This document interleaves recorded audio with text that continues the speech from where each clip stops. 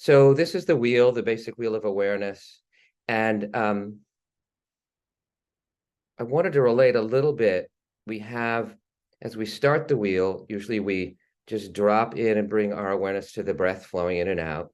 And then in the first quadrant, which on this is the first five senses, we bring our awareness through the senses to the outer world. And then in the second, which we're going to the right there, we get into the bodily sensations. So we bring our awareness to the bodily sensations. In the third quadrant, the mental activities, we really open and we become receptive to whatever image, thoughts, feelings, memories, hopes, fears, desires, or different parts or selves that may be arising. And for that, I think of it sort of as the sky, and these are the clouds of mental formations that arise and fall away. And then for the last quadrant, which is the interconnection, the eighth sense, in that we really tune into opening to ourselves and to all beings, into all life. And we also use a loving kindness practice. So in terms of classical meditation, the first two quadrants, the five senses and the bodily sensations, is what's called focused awareness or focused attention. In meditation research, they talk about the three pillars. One is focused attention or focused awareness. The second is open awareness. And the third is loving kindness. So the first two, the focused awareness, if you're familiar with Buddhist meditation, are shamatana, or mind stabilizing meditation. The mental activities, when we open to them and become receptive, we're into vipassana, that open awareness. And as we do that, in a little later in that quadrant, we go to awareness of awareness, which is as close as we can get to a non-dual practice. We sort of open in that way, so it can open that possibility up. And then the interconnection are what in traditional meditation theory are called loving kindness or metta practices. So we're going to start with focused awareness here, how we focus our awareness, we focus our attention. And here we're really learning to stabilize the mind. You could refer to as a puppy that wanders away. And so that's normal. Our minds have this normal tendency to scan, to be aware of the environment, to be sort of open to whatever's arising. But we also have the capacity to really focus our attention and awareness. And that's what the first two quadrants especially build. So this is a diagram from Scientific American, and it sort of goes over nicely, all of these. But if we looked at the focused attention, we can look at the first part of the slide, mind wandering.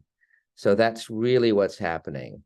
And that's you can read these different areas of the brain, but it's just enough to know that there's certain areas that are part of the default mode network. And those are which are sort of active when the thoughts begin to stray. When we're not in that focused awareness, focused attention, there are these deep areas in the brain called the default mode network. And they really just generate sort of our sense of self and sense of other. And they used to think in neuroscience research that when we weren't focused and being aware and doing that sort of thing, when we were resting at rest and the mind was wandering, that there wouldn't be much activity in the brain. But what they found with certain kinds of brain studies was that this central area of the default mode network is very active. And that's where the daydreaming, this sort of wandering happens. This sort of thing is being spontaneously generated in the mind. You sort of wondered about it. That's a deep structure in the brain. You can be aware of that, but the mind just sort of naturally wanders, especially when we relax and we don't have that focused attention. And then it's distracted away. And there's another network called the salience network, which we can see here with the anterior insula and the anterior cingulate cortex. And we become aware. The default mode network is generating this. The salience network is bringing our attention to certain things, that this is important or not. So we then become aware that our mind is wandering. And then once we're aware, in the research, the button pushes it to see what happens. But then we reorient our awareness. We bring it back. So this is, again, that metaphor of training the puppy.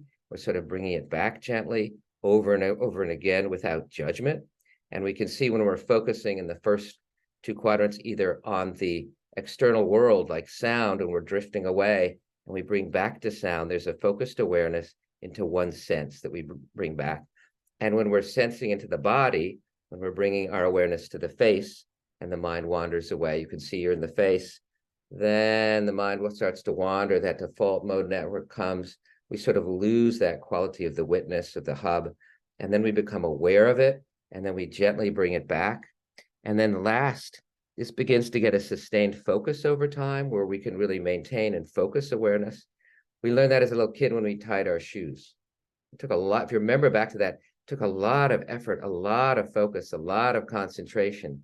And as a youngster, you may have been distracted or so hard, but we're developing certain capacities and aspects of the brain when we move to focused awareness. And this is a beautiful illustration of the first quadrant, the senses. So we can see here, there's a woman sniffing with her sense of smell. There's someone tasting. There's someone listening. There's someone looking, and there's someone touching. So we're seeing in that first quadrant, this is what we're doing. We're developing our awareness, our attention to these different sensory modalities. And we can see in the brain what we're really doing. If we think of the mind as a emergent self-organizing process that regulates the flow of awareness. So we're really regulating the flow of awareness, of attention. And as we regulate that, you're actually really changing the flow of energy and information in your brain. So it's regulating the flow of energy and information. We can see when we're distracted, we're not regulating that, but when we bring that focused attention, we are regulating it. So we can see here, we have that motor cortex, we have the sensory cortex next to it, and then we have like a visual association area, an auditory and an auditory association area. And there are areas in the brain that correspond to all the five senses. So when we're doing that, we're actually changing the flow of energy and information in your brain when you focus your awareness and when you go through these different areas that you can bring your attention to. So that's the first quadrant. In the second quadrant, we're really bringing our awareness and attention to the body, to the sense of proprioception, or this kinesthetic sense of ourselves. It's that felt sense of ourselves, feeling from the inside out. And again, when we wander away, we gently bring it back. And hopefully we're bringing this quality of loving attention and loving awareness. And so here you can see, this is a motor cortex. This is like, we had that motor gyrish behind it. We have the sensory area and that midline area in your brain. So it's sort of up here going down. And there's actually a map for the motor activity, and there's a map for the sensory activity in the sensory cortex. And so you can see there's different proportions in the map of, like, the face gets a lot, the hands, the feet get a lot, right? So you can see, and then there are integration areas you can see in between. So that's represented. And one of the things about the body scan that's presented in the Wheel of Awareness is that it's anatomically correct. That's where you spend a lot of time on the face and head, and there's time going through the hands and feet. So we're spending a lot of attention, and at the end, when we integrate and we become aware of all of it, we're actually going to these areas that develop that whole sense of the brain, whether we're moving or sensing. And the somatosensory is the sense of self-movement, force, and body position. And in that felt sense, that's the first thing that the infant develops, is this felt sense of their interior. And so that's what we begin to develop in the second quadrant. And there's the adage, where attention goes, neural firing flows, and synaptic connections grow. So actually, by doing this, we're rewiring our brain to have an expanded capacity for focused attention with all those aware areas we touched on earlier. And we're really developing the capacity to go to these different areas and expand our sense of our awareness and relationship with the outer world, and our awareness and relationship with our bodies, and everything is grounded there. So then we move to open awareness. This is that quality of mindfulness where we're becoming open, aware, receptive to whatever arises and falls away. And again, that's activating completely different areas in the brain. And as we bring our attention to open awareness, our capacity for that, as attention goes, the firing flows and the synaptic connections grow. And they actually find with studies over the long term with people who meditate, there are actually changes in the density of that little area of gray matter in the brain. And it will, depending on whether it's focused attention, or open awareness, or loving kindness, it actually, you can find changes in those areas of the brain just through this practice of meditation or the wheel of awareness. So another way we've been looking sort of in terms of anatomy to look and understand the brain and what the wheel of awareness is doing. So we're changing the information flow. We're actually expanding, integrating, and changing the flow in our brain, but we're actually changing the substance in our brain over time to become more healthy, integrated human beings. But another way we look and research the brain is through EEG or wave patterns. And those are described as really summations of the electrical activity. It summates the electrical activity of all the neurons that are happening throughout the brain. This is the current model of EEG, although no one really understands how EEGs arise, but that's the best current model. It's a summation. And so the summation of those waveforms, and you can think if you're ever in a stadium, I don't know if you've ever done the wave, where everybody is doing their own thing and waving their hands, and you all wave, put up your arms, and then you all go together to the left, and you watch this wave sweep around the whole stadium. So that's what we think an EEG is, something like that.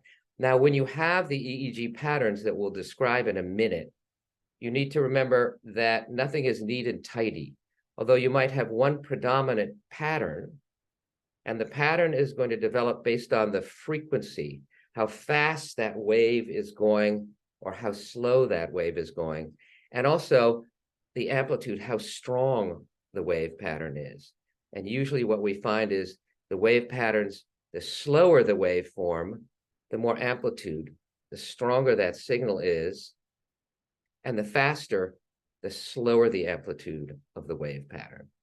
Now, although you might have one predominant pattern, and we'll get to this in a minute, say alpha, you have to remember that that's a summation. So there may be other areas of the brain that are having different wave patterns and wave forms that are sort of being a little overshadowed by that predominant, because we're sweeping in that stadium, and some people might be sort of doing this or that, or having a little get together in one area or the other.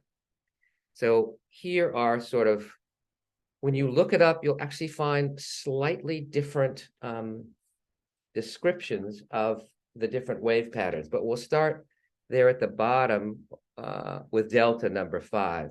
So delta is, you're going about 0.4 to 4 cycles per second. So there's this cycle per second. You can see in 1 second, it's sweeping around about half or 4 cycles. And that, in many people's ideas, experienced in a deep dreamless sleep and in very deep meditative states of absorption. We can think of that as a lot of the other activity sort of goes away, and we can see this in different spiritual systems. It's called that, just that emptiness where we're there. And some people, when you go into the absolute, their sense of self disappears, and those delta wave patterns may be coming up. So in some of these areas, as we begin to become receptive to what's arising in the mental formations, we're becoming receptive also to different wave patterns. So when there's nothing there and it's open and empty, you're maybe in sort of a delta state. Then theta comes up, and this is more in dreams with the imagery, the intuition, the information processing. This is sort of beyond normal consciousness. So we're in those dream states, and these things are arising spontaneously in our brain. And it's a little bit like, for those of us who do the soul work, that process of active imagination. It's a little bit in soul work, I refer to it as dreaming while awake. So we're sort of opening to those theta. We're staying aware somehow, and then we're opening to that theta pattern. And also when we're in that sort of more receptive moment in open awareness or mindfulness practice, we're watching the mental formations. We're becoming aware of the sort of that theta level of our consciousness and functioning. And then we move into alpha, which you get a lot during flow states, and you might have thoughts or daydreams or light meditation. It's a very relaxed, sort of flowing, easy state. And then beta is what most of us are in a lot of the time. And that's with this normal waking consciousness, a heightened state of alertness. And there's often like that focused awareness and attention. So again, when we're really focusing our awareness, like on a candle or a mantra, where there's a little bit of a beta quality happening there. If you're listening to me and you find yourself drifting off, you're sort of going from beta a little bit into alpha. If you really go into a little vivid daydream, then you're sort of watching a theta sort of burst arise. Now, the last one is the gamma. So I'm going to go, theta was about 4 to 8 cycles per second. Alpha is about 8 to 12. That's the more. And then as we move into beta, that thinking about something, that alertness, the concentration, we're at about 12 to 30 cycles per second. And they begin to notice that there are even faster rhythms that go through that are gamma waves. And those are about 25 to 140 cycles per second. And the 40 cycle range seems to be of a special interest to brain researchers and meditation researchers. And this is really involved in higher processing, it's tasks, it's cognitive functioning. So the beta pattern seems to become really aware. We can think of it as sort of an integrating pattern that helps us sweep and integrate. So in current neuroscience, it proposes that integration really occurs through these synchronous oscillatory brainwaves, especially in the beta and gamma ranges. So those faster rhythms are sweeping and integrating. So you're going to have all those different aspects or parts, like we saw in that somatosensory cortex, and then we integrate them together. So whenever in the wheel, like after the second quadrant, when you sense in and you experience all the different parts of the body inside and out, you're sweeping and integrating. So to make moments of experience, like if you're going to remember now what you had for supper last night, you're bringing together the memory functions in the hippocampus. You're bringing together the gustatory, perhaps the olfactory, if your food smelled good. There's a pleasant conversation as you're remembering your supper time. So there's a gamma wave that's opening and is integrating all those different areas to create this beautiful, cohesive sense of memory. And you can think of this gamma wave pattern, to me, represents more the hub, this conscious self. It's there, it's open, it's clear, it can be aware and integrate whatever is arising.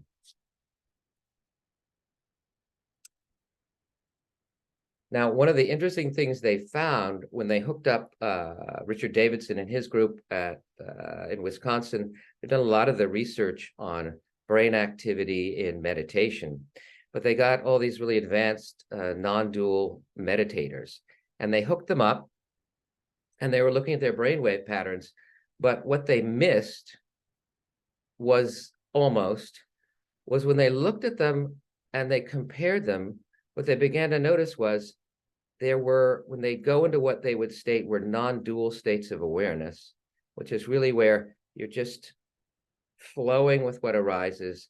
There's no fixed attention. It's this, when we do open awareness in the third quadrant initially, there's an intention to open to our awareness. There's still a sense of self and others.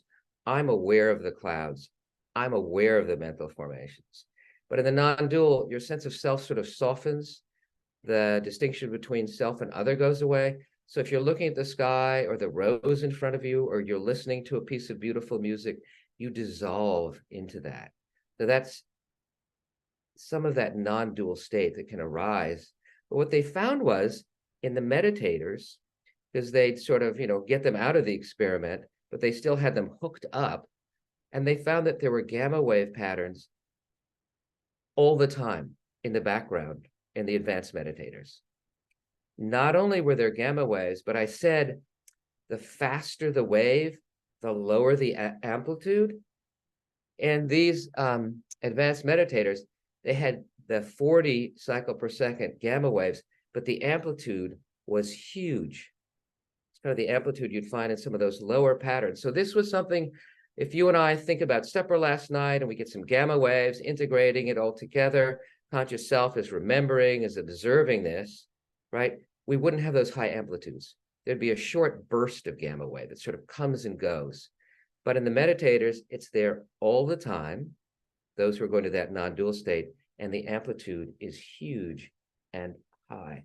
So there's a 14th century Tibetan text and describes the non-dual state as a state of bare, transparent awareness, effortless and brilliantly vivid, a state of relaxed, rootless wisdom, fixation-free, but the mind's not doing its thing and managing all those managing parts, and crystal clear, a state without the slightest reference point, spacious, empty clarity, a state open, wide, and unconfined, the senses unfettered.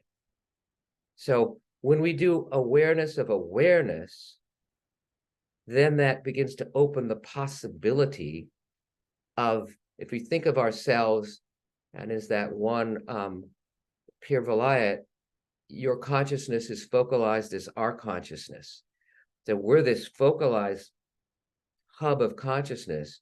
When we bring awareness to awareness, we can just expand out almost into the entire cosmos. But there's the expansiveness, and we're just living in the hub is one of the ways Dan Siegel, who developed the wheel practice, talked about it. You're just in this open space, but usually there's still some awareness of I in relationship to the world, or myself in relationship to others. But when we do awareness of awareness, there sometimes is that sense of dissolving into this larger, expansive, spacious field with everything arises. Instead of I'm observing the sky, it's like I'm the sky, I'm the clouds. It's just all I am, to go back to that meditation. So we've looked at that a little bit from sort of neuroanatomy, and now we've looked a little bit from the perspective of EEG and waveforms and wave patterns in the brain. And that's pretty much where most contemplative and modern neuroscience stops. The University of Arizona in Tucson has a science of consciousness group led by Stuart Hameroff and Sir Robert Penrose. They come together and they've begun to think that although neurons are, you can see the anatomy is an important level, the electrical activity of the neurons and the wave patterns are an important level. But they think that there's another level underlying all of this, and it has to do with what are called microtubules. And so here you can see these little microtubules. They're really, really small structures in the brain, and they provide the skeletal structure for almost all the cells in our body. I've seen a dynamic video of them moving things inside a cell. They move things around, and Hameroff and Penrose have something called the OR theory of the mind. And basically it says that these microtubules are so small that they can resonate on a quantum level. And in fact, they can resonate on a quantum level and with sort of the entire, if you think of the universe is made of consciousness, which modern physics tells us with the observer effect, that if I observe something, particle or wave, in those split light experiences, it can cause it to go. How does that happen? I can have those synchronous events where something over here and something over here come together in a mysterious way. There's no connection. And we've had those. Sometimes you're sitting with someone and you know what they're going to say, and then they say it, or you have a dream about something that's happening 1,000 miles away. So if the universe is made of matter, which is one of the materialistic worldview, it's actually called, I think, naive realism is the name of that worldview, because we all operate from a worldview, then quantum physics is completely not understandable. If the universe is made of consciousness or awareness, then many of the paradoxes go away. But this is a way through the microtubules which can resonate and be responsive to quantum frequencies and quantum effects, which are the very, very basis of wave patterns and light forms. We get that quantum, that very, very, very microscopic. So we go beyond atoms and protons, we go down to all these particles, and then all of a sudden, it's that interface between particle and wave. We're at that quantum level where we're exploring very subtle. And there's always been a question of what's the bleed or the interface between what we would call quantum and then Newtonian levels of functioning, which are more macroscopic. So Newtonian levels, that's where everything we touch and everything we see is all that we know. In quantum, everything is sort of this seething, pulsing mass of perhaps conscious, intelligent energy.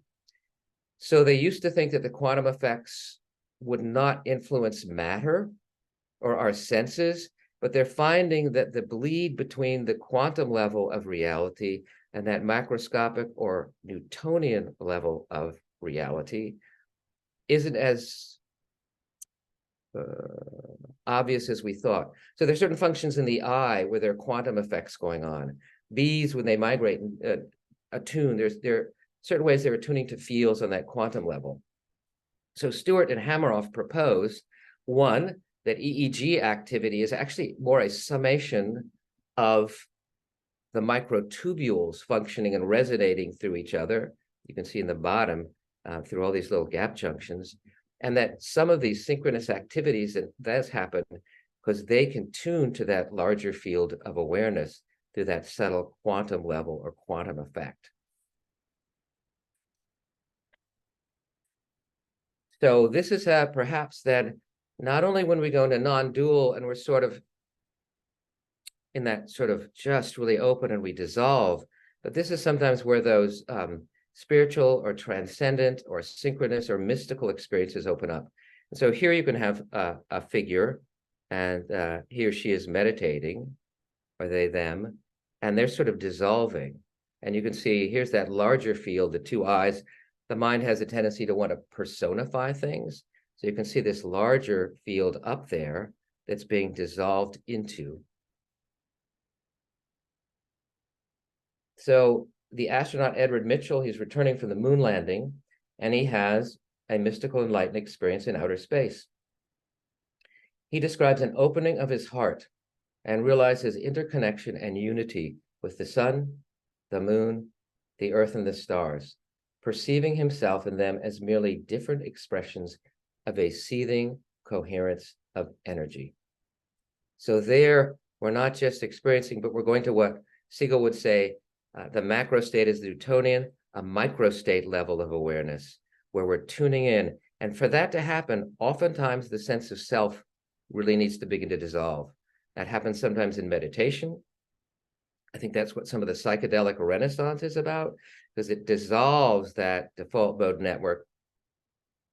And then we can open to reality in a clear, fluid way, but we can also open to this deeper level where we experience ourselves at one with the cosmos, or we actually may begin to experience even subtler things. So I'm going to, Carl Jung in the 40s had an injury. He went to the hospital. He had a cardiac arrest, and he almost died. And this is when I think Jung, who was very visionary, but we can be visionary on sort of a practical level with the outer world and with awareness in a very clear, lucid. But there are times when we dissolve and or that microstate level, those sort of microtubules are resonating with these larger fields of the cosmos, and we enter these unseen realms. And in soul work, we can see sometimes we're with what Jung would refer to as the personal unconscious. We're seeing in symbolic form the different aspects of ourself. That solar energy may come across as a male self, or the lunar energy as a female self, or there may be a man who embodied that lunar energy, but we begin to experience those different energies and wave patterns as images, as symbols. Often we personify them so that we can relate to them. So that's one level of the inner work. But sometimes in soul work, we really open to deeper and deeper levels of existence where we're visiting places that we've never been to, that it's accurate what we visit, or we're encountering a guide, as Jung had with Philemon in his inner work, as Henry Corbin, scholar, had with Sura Hardy, where he developed a lot of his work on creative imagination. So sometimes you connect with an inner guide or an inner place that you've never been to. And this is in a lot of the spiritual literature. And you actually may be then not just clear, but you're vibrating on this microstate level of awareness. So this is some of Carl Jung's He's near death. So in the death experience, a lot of those salience network, the default mode network, start to shut down. Jung still had his sense of self, but he's up in space. He's looking at the Earth. You can see this blue marble, which this was way before the Apollo went up and we saw the Earth in that way. We'd never really seen it as that blue marble floating in the cosmos. He looks at the continents, he's exploring, and then he turns around and he sees this stone block, this temple-like structure, and he knows he wants to enter there. And he had actually seen places like this when he was in India. And I think there was a guide figure there that was really drawing him in. As I approached the steps leading up to the entrance into the rock, a strange thing happened. I had the feeling that everything was being sloughed away, everything I aimed at, or wished, or thought. The whole phantasmagoria of earthly existence fell away or was stripping from me, an extremely painful process. Nevertheless, something remained. So here we can see, in the soul work terms, he's sort of unblending from everything. He's entering that, the Sufis would say, that state of fana. So there's an emptying, a letting go, a stripping away of all the sort of burdens and all the painful conflicts and impressions. So there's something that's really being stripped away, that's relaxing, that's letting go. So we can see his default mode network is starting to really relax and calm on a certain way. Nevertheless, something remained. It was as if I now carried along with me everything I'd ever experienced or done, everything that had happened around me. I might almost say it was with me. I consisted of my own history, but he's not possessed by it. And I felt with great certainty this is what I am. So there's still a deep sense of himself. I'm this bundle of what has been and what has been accomplished. This experience gave me a feeling of extreme poverty and at the same time, great freedom and great fullness. There was no longer anything I wanted or desired. Here you can see the grasping and the aversion in the whole nervous system is calming. I existed in an objective form. I was what I had been and lived. At first, the sense of annihilation predominated. So there it's all gone away. And then this new experience is arising. Everything seemed to be past. What remained was a fait accompli without any reference back to what had been. So there's a shift in the relationship to his sense of self. There was no longer any regret that something had dropped or been taken away. On the contrary, I had everything that I was, and that was everything. So there's this huge expansive. So there, I think he's really in a micro state in that near death time, and he's having a profound experience of reality and his psyche letting go, unburdening, and then coming back in this precious form. So the last quadrant, we go to our interconnection with all beings. I think I shared before the way Siegel originally did this. We became aware of ourselves, our sensations, feelings, images, thoughts that are rising. Then we slowly became aware of others. And we would start with just being aware of those of us geographically near, or perhaps a Zoom near, gathered here today. And then we then expand that out to neighbors and people in our city or town, people in the continent we live on, the whole world, and then all life. So normally we can focus on ourselves, and that can sort of collapse into narcissistic gratification, or we can sort of lose ourselves in others and their lives and stories, which we sort of dissolve into a codependent. But then what Siegel did, which was so brilliant, and the first time he led it, I almost cried. I got a tear. He brought together me and the others at the same time, the me and the we, which he calls the we. So here there's a sense of interdependency and interconnection and interrelatedness. So right now we're all in a we. We're here together, listening, looking in a shared field of consciousness, but each of you is your unique individual self. It's more like a fruit salad. All the different parts add up to make the whole. So that's what he really began to. He didn't have any background or experience in meditation, as I said before. And then when he met meditation and teachers and he learned about metta or loving kindness practice, where we say that simple phrases, May all beings be well, may all beings be happy, peace, peace, peace is a very simple metta practice. And what we find is in metta practice, it creates more integration in the brain than focused or open awareness, in that mindfulness. Now, Dzogchen, a non-dual, we could add awareness of awareness, also creates an incredible one. But I find it beautiful after in the wheel, we go to that awareness of awareness and we sort of open to the entirety of everything. Then we come back to, from that place, like Jung had been stripped away, we then come back to our interrelationship and interconnection with each other.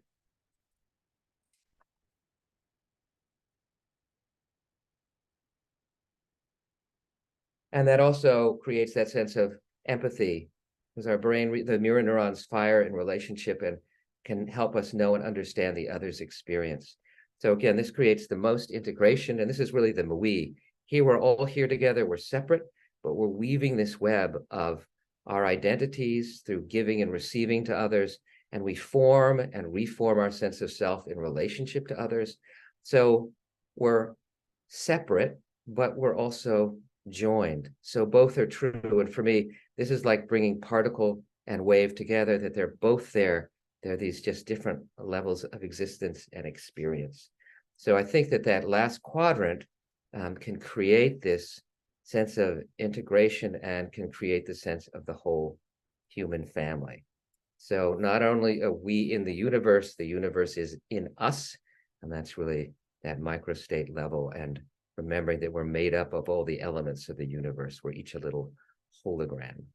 So that's my brief. So before I go on, I just want to see if there are any questions or comments, because then we're going to go into a wheel of awareness, and then you could forget about all that with your conscious thinking brain, and then you can just let that, it also came through the images.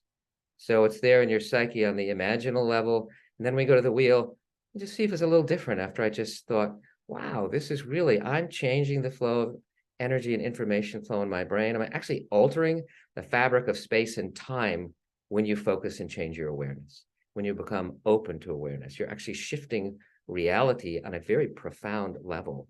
So are there any questions or comments before we go to the meditation? Good. Well, let's save them then. Hey, Oh, good. could you say that one more time? What we're altering the what? The So, face and time. yeah, Just repeat it. I just want we're to get altering it the in my brain. fabric of space and time. Fabric of space and time. Thank you. So if you think of mind, there are very few definitions of mind. Siegel, he founded something called interpersonal neurobiology, and he came up with a definition of mind, all us mental health professionals. I mean, I could ask you, Denise, did anybody tell you what mind is? Did anybody give you a definition? We're supposed to help people, but nobody. So Siegel's definition, the short definition, is mind is an emergent self-organizing process that regulates the flow of energy and information. Long version, mind is a bodily, relational, emergent self-organizing process that regulates the flow of energy and information both within and between. The key is it's regulating the flow of energy and information. And you could see a lot of times when that default mode network is taken over and we're just drifting and wandering without aim or purpose, the default mode network is regulating the flow of energy and information. When you're doing the wheel practice, you're directing the flow of attention, which changes the flow of energy and information in your brain. That is actually changing, since your brain is a manifestation of space and time. You're changing the fabric of space and time, especially when you drop into those microstate levels, but at any point in time, because you can think, when you think of your mind, when you're in that state of awareness, we can call that the plane of pure potential. And that's out of which everything arises and falls away. So on one very deep level, that's sort of that, more that delta level, we're this plane of potential.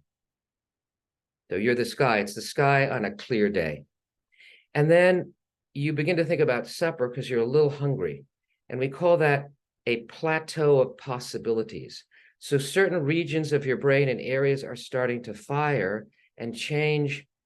You may be gearing up a little. You may then begin to be sort of thinking about food. And then you think about, I have chicken and rice and some great spices, and I could make a chicken, rice, and vegetable supper tonight.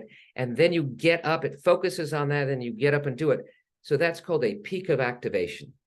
So there's that plateau of potential, no, the plane of potential, these plateaus of possibility, and then the peaks of activation. So now we can correlate that with actually wave patterns and neuronal firing in the brain. So your attention, the plane of potential, it's a probability function, right? And in a lot of quantum theories, when you're looking at the position of a particle, you don't know where it is until you see it. So it's saying you collapse the wave function. So you're in the observer effect in quantum physics, your attention, the way you set up the experiment, changes the fabric of really space and time. Out of all the infinite possibilities, it collapses it into one specific potential, one specific form.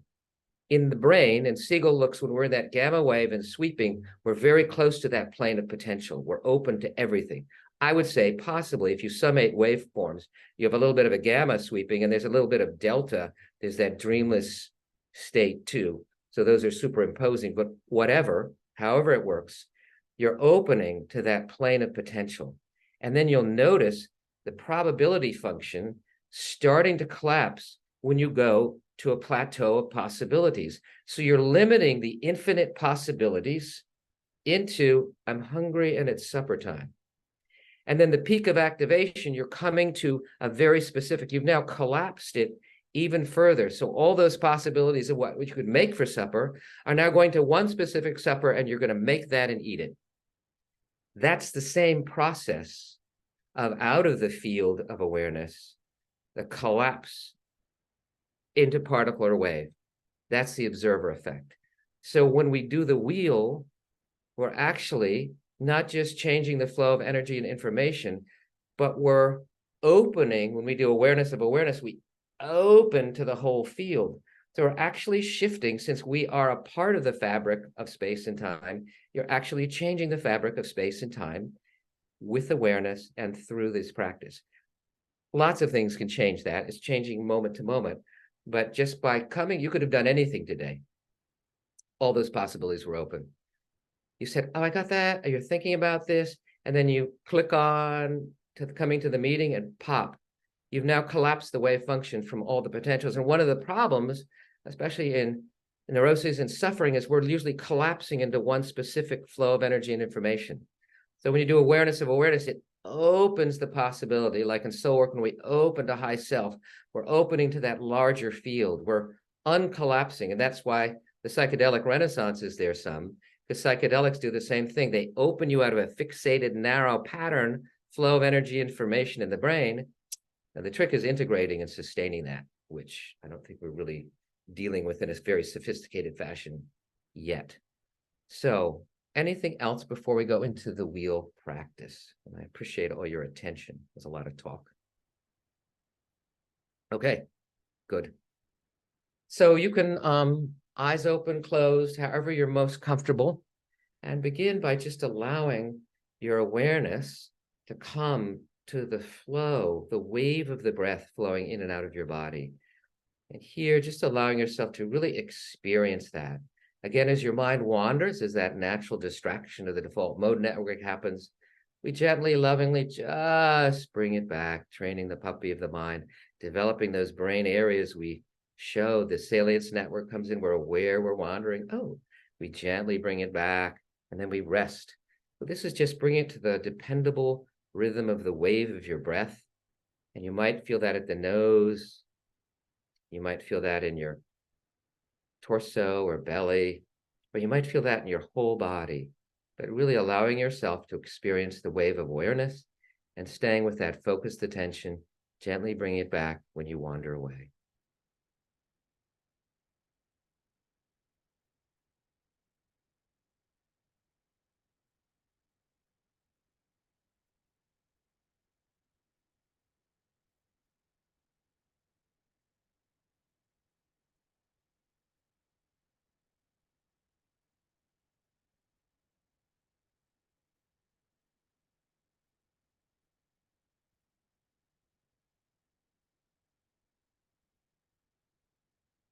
And then imagine that image if it helps you, if you work with visual images, if not, just imagine it on some level, on a kinesthetic or felt level. The hub, you're this beautiful feeling of loving, field of loving, compassion, awareness, this pearl, this dewdrop of awareness. And you're bringing that hub, you're bringing your attention out to the rim, to the senses. So begin by opening your attention to the sense of hearing, and then allowing sound to fill awareness. When you wander away, just gently bringing your attention back to hearing and the sounds in the room around you, or the sound of silence if it's quiet.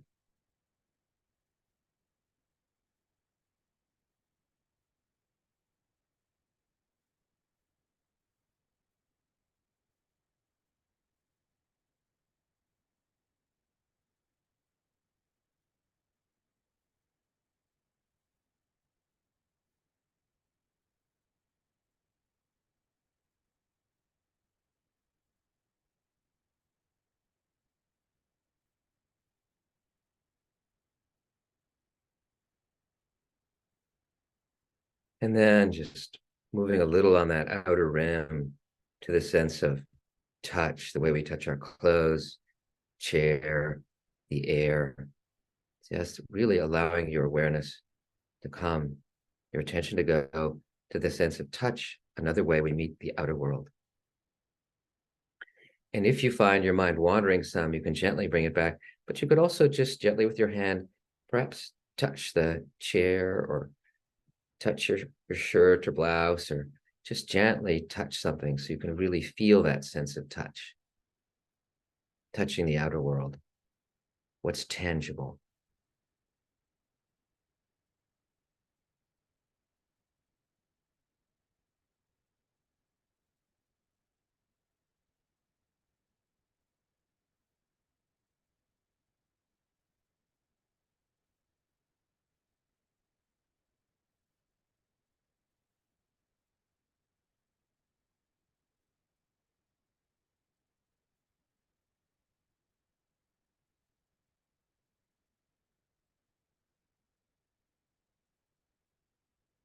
And then bringing your awareness to the sense of smell, allowing fragrance to fill awareness.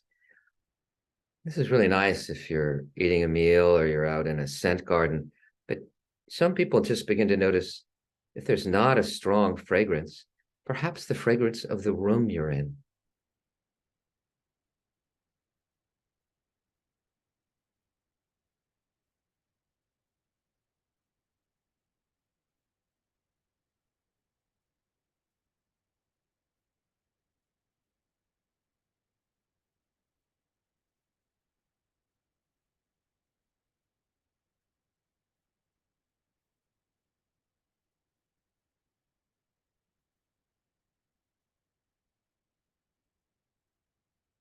And then bringing your attention to the sense of taste. And since we're not eating or drinking something, which is a great time to do this practice, you could just allow yourself to bring your sense to the taste of your mouth. Or if you want, you could imagine a favorite meal or food, or imagine biting into a lemon, but just allow yourself to experience the sense of taste, perhaps just the taste of your mouth.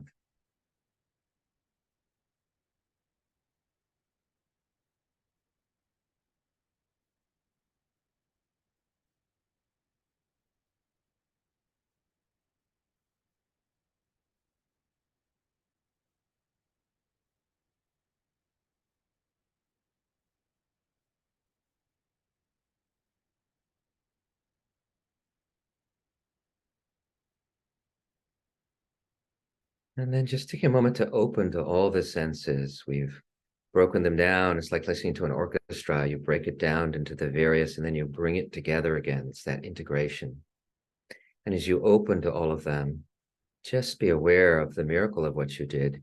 You just activated all the different sensory areas in the brain and all the associative areas around them. So the visual area and cortex and the auditory, fragrance, smell, which goes more directly to the brain. It's a deeper connection. It's a very ancient sense. Taste and touch. So you've altered the flow of energy and information in the different areas of the brain, the anatomy of the brain. You've altered the wave flow and pattern. You've altered completely the flow of energy and information and expanded your capacity to bring awareness to the outer world, to be able to more clearly perceive and enjoy being in the outer world.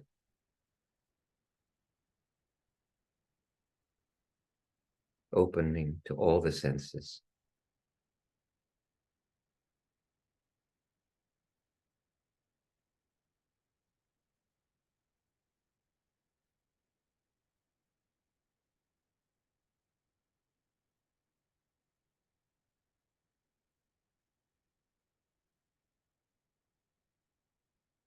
As they say, lose your mind and come to your senses. Sort of moves from that beta a little bit more to that alpha and theta, that flow state.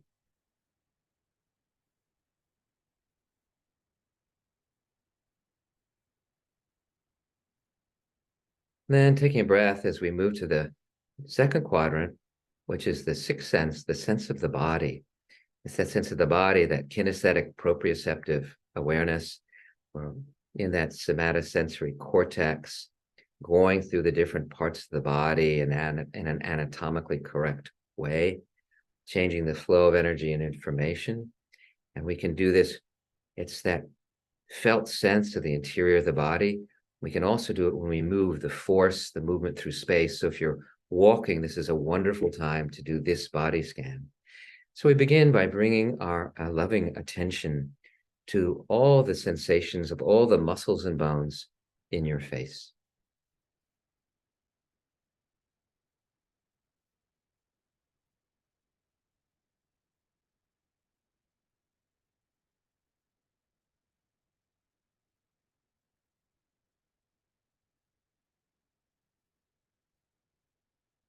And then the top, sides, and back of your head. Sometimes going to help to put a light smile on to keep that attention in this loving way, the way a mother would just love and bring her awareness to the baby's face, and now to the hair and the sides and the back.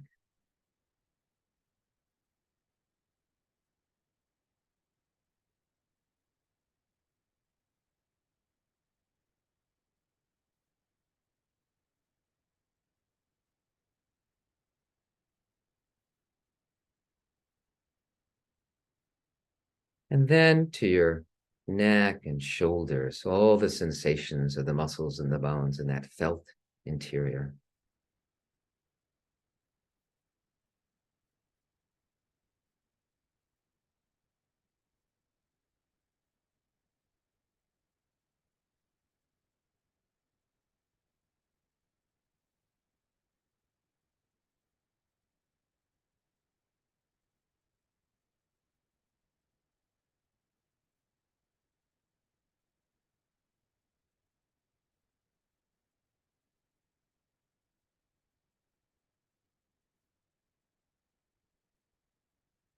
And then your arms, forearms, hands, and fingers, all the sensations of the muscles and bones in your arms. That's hard to do. You can move or wiggle them a little if that helps you get that sense of moving in space, of force, direction.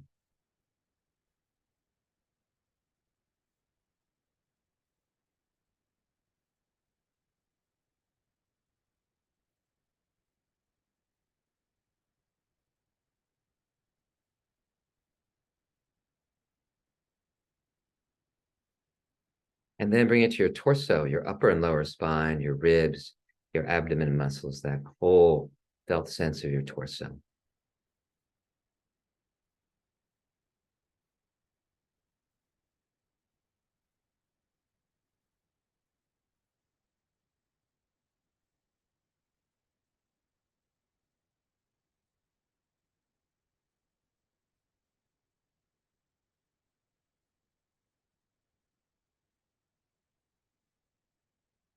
And then bringing your awareness down into your pelvis, your pelvic floor.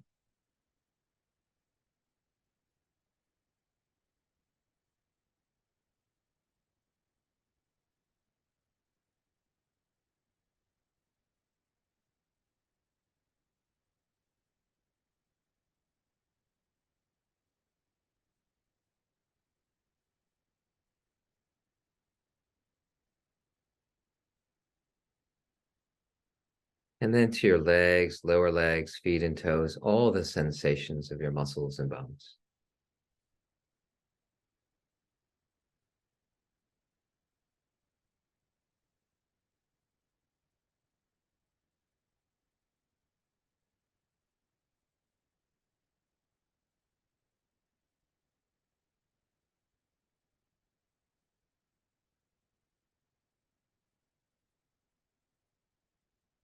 And then coming back up to your abdomen with all the digestive organs inside, just imagining deep that some of the stretch receptors, some of the receptors deep, deep, deep in the abdomen, just opening, bringing your awareness to your small and large intestines deep in your abdomen.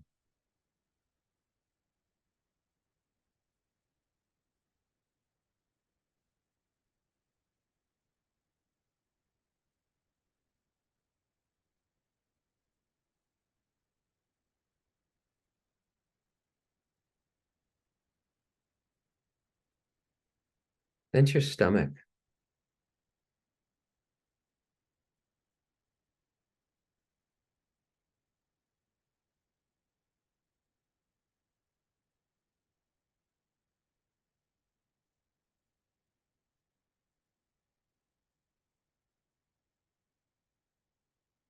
And then to your esophagus or swallowing tube. You can also just swallow some saliva if you have a sip of water to really get that felt sense of your esophagus.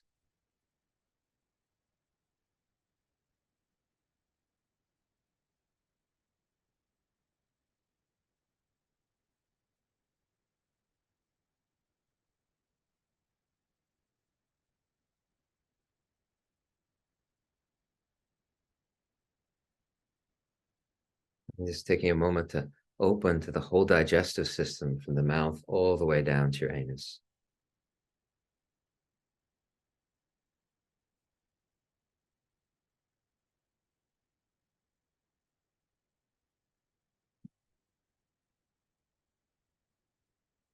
And then beginning to open to the respiratory system, the nose, the air flowing in and out the nose.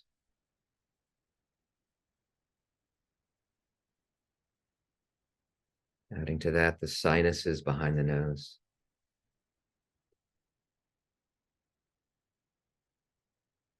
Then the throat, upper, middle, lower throat.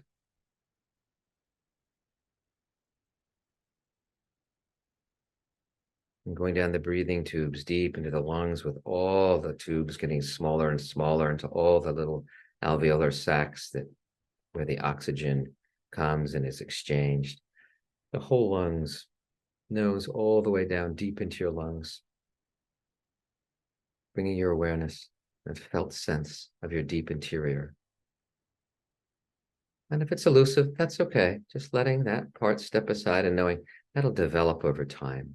But keep breathing and feeling deep into your lungs.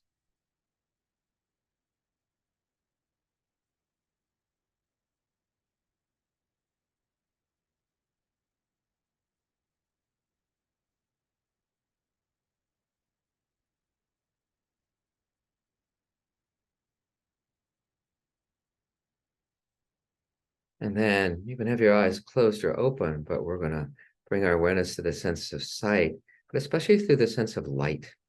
whether they're open or closed. So if they're open, let your gaze soften. So just letting all the sensory impressions come in. They're closed, just feeling that background and some light, various shades of light. And we're opening to the sense of sight, bringing our awareness, our attention there.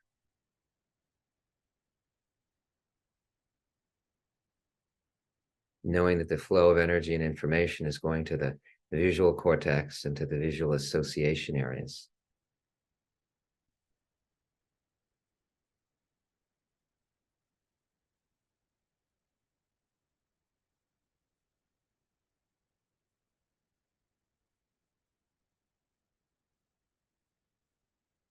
Really. And then opening to the heart, to this physical sense of your heart, your heartbeat, perhaps pulsing through your whole body.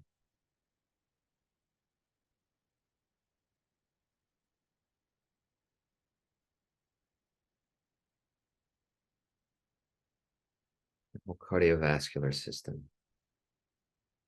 It helps. You can put a hand over your heart to feel the beat and the pulsation. It's a little on the left side and in.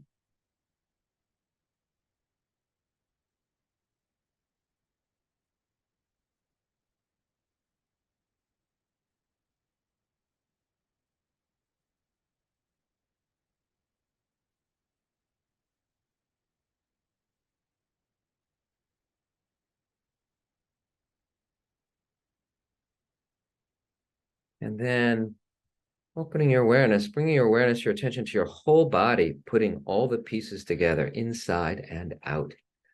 Just experiencing this simple embodied presence, bringing your attention, your loving awareness to your body, which moves us through life, a sense of gratitude, but just feeling, integrating, putting the whole body together.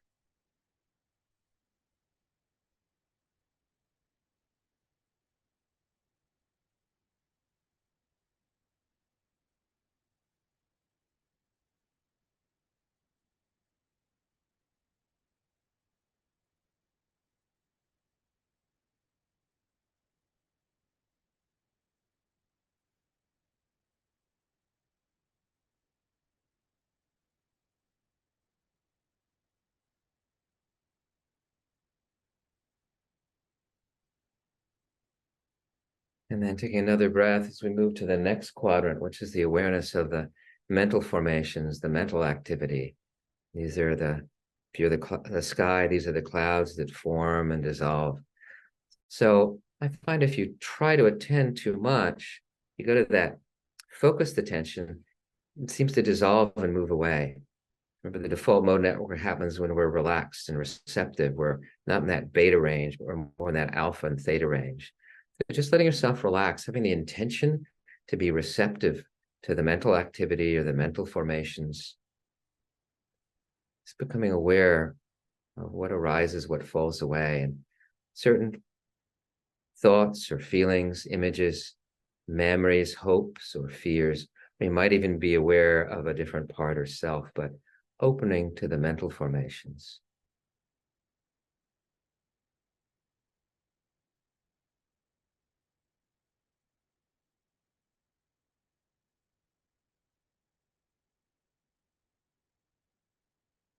Like bringing your loving attention to the default mode network.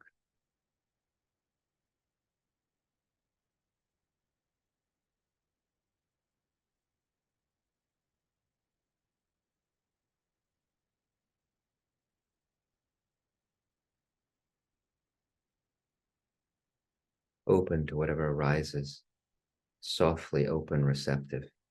You might even begin to experience them as clouds. Some form quickly and are there for a long time, like a little anxiety in the corner. Or there might be a fleeting thought about something you forgot to do, floating through like a quick cloud. Maybe it's just really cloudy or there's not a lot happening, and then just open that spaciousness. But just continuing to open to all the mental activities, the mental formations, especially how they may arise and fall away.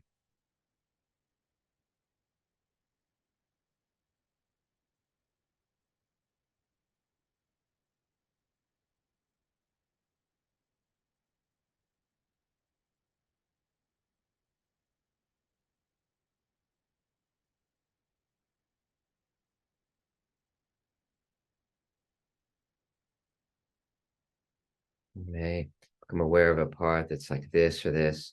And that mindful, we become aware of them, but we don't root in them. We don't blend with them. We just gently come back to our awareness, gently come back to the hub, just open to the mental formations, letting that separation of hub from rim so we can observe and experience the mental formations, but knowing that we're what's aware, what's witnessing, what's conscious of the mental formations.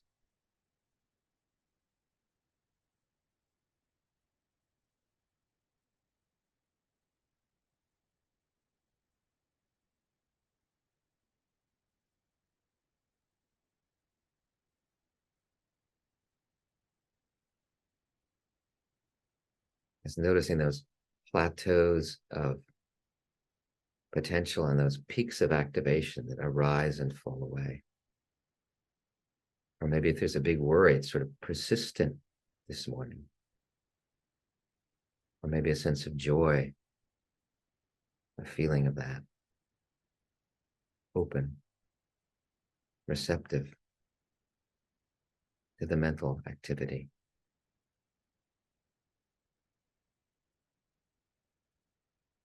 To the flow of information.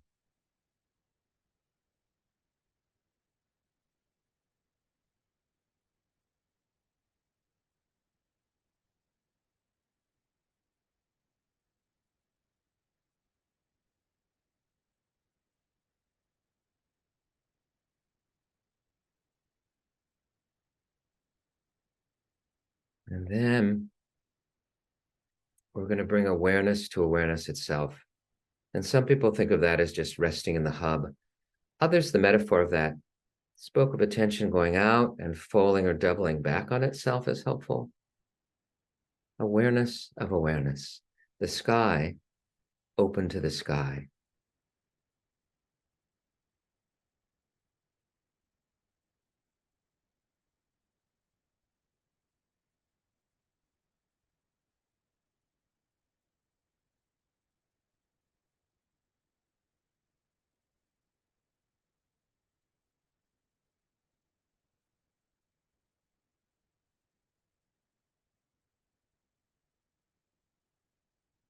It's a bit of a mystery because our brains and the managing parts want to do something. And here, those are all directed awareness. But here it's that non-dual, no clinging, no grasping, just open.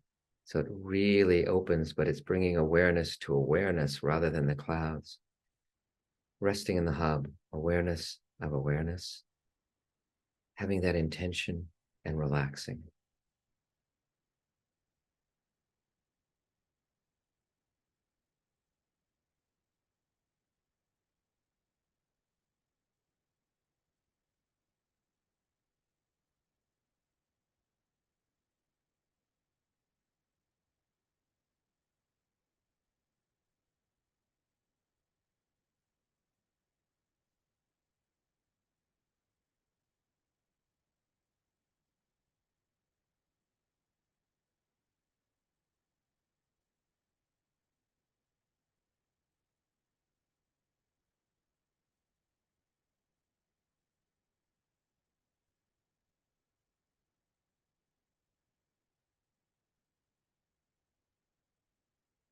I am the sky, I am the spaciousness.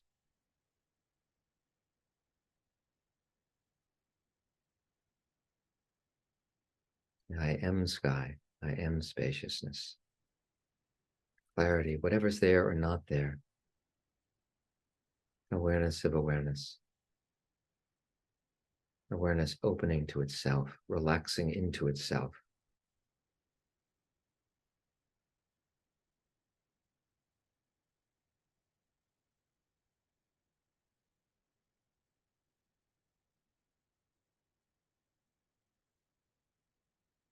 And take another breath as we move to awareness of relationship, of interconnection. And we start with ourselves, and we just work with those loving kindness phrases, knowing that what ancient and modern system both support and reinforce is that quality of loving kindness, whether to self and or others, creates the most integration in the brain. May I be happy. You can repeat that phrase silently on your breath, or you can just resonate with the words as I speak them. May I be happy.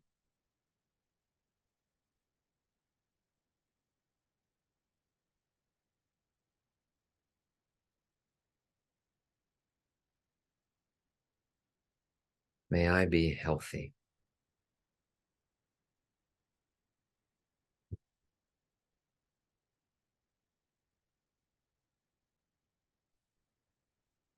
May I be safe.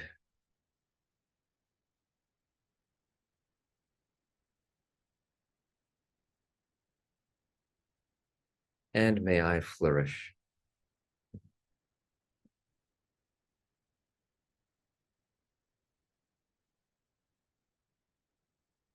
And then holding in the glance of your heart, people geographically close to you, or perhaps those of us just gathered here today, letting that expand out to friends, acquaintances, neighbors,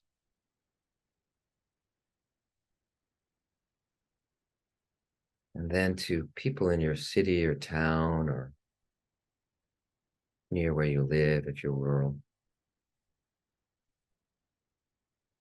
Expanding out through the watershed or the bioregion you live in, all the people living there.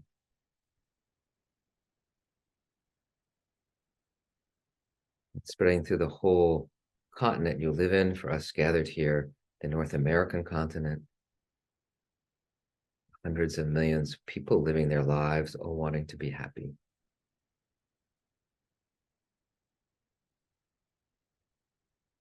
And through all the oceans and islands and all the continents on the world, there's roughly 8 billion people. And expanding that one last time to all life in our precious and fragile earth. And from this place of awareness of the we, may all living beings be happy.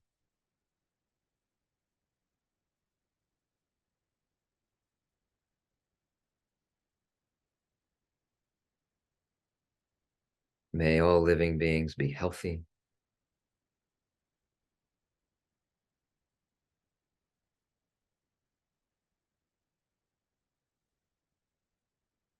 May all living beings be safe.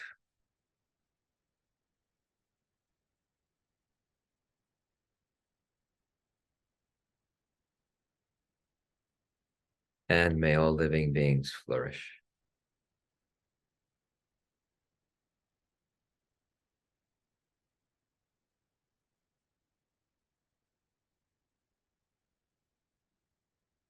And then we've worked with the me when we brought that loving kindness to ourselves, the we when we brought it to others in the world. And now we'll bring that together. So we're not just fixating on ourselves or losing ourselves in others, but we're bringing this quality of loving kindness, of relationship, that we're here in this interrelationship with others, like the slide of all those hands weaving that thread, interconnected, interrelated, and separate. It's like particle and wave at the same time.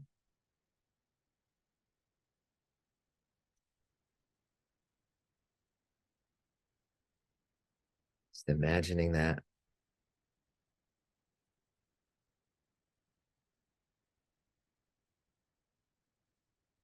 May all living beings, may we be happy and have playful and joyous hearts.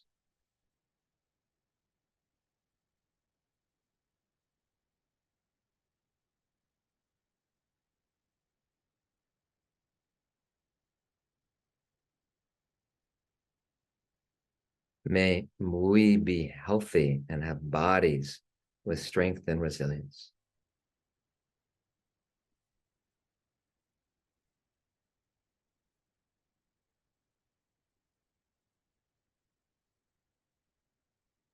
May we be safe, protected from inner and outer harm.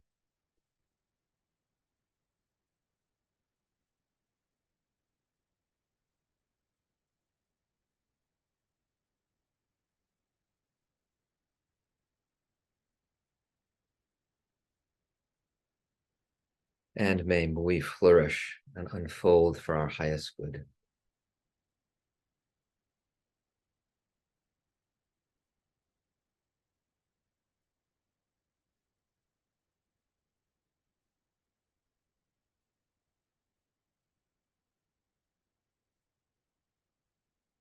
And then letting go of that, just coming back to the flow, the wave of the breath flowing in and out when you're ready, just resting in that. As you do that, just taking a minute or two to just reflect on your journey, anything you want to remember, like a dream, reflecting on it afterwards. And you can rest in that and take a minute or two. And as you're ready, coming back to our Zoom room, refreshed and alert.